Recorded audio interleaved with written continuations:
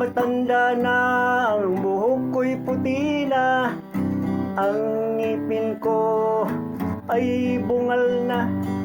Ito ang kahayagan ng aking katandaan, mahilang katawan dahil maraming karamdaman.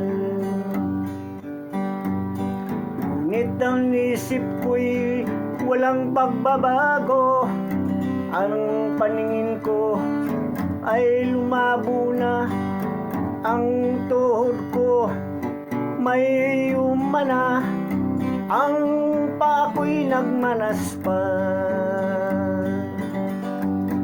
Ang buhay ko ngayon ialay ko sa Panginoon, aking paghandaan ng darating kong kamatayan, upang makamtan ko ang kanyang pangako, pagkat ito'y hindi mapapako.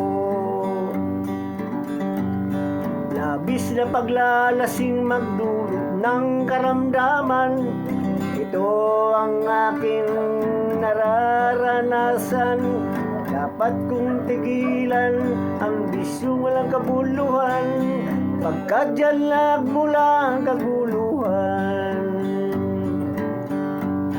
Buhay ko hiram lamang, dapat kong pagalagaan, upang ang pamilya ko aking pagsisilbihan, para sa mga anak sa kanilang kinabukasan, upang pag-aral ay matutukan.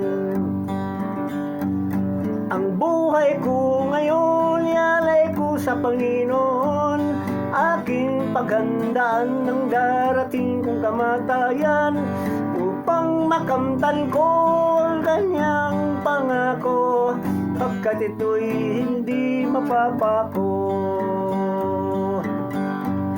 Pagkat ito'y hindi mapapako.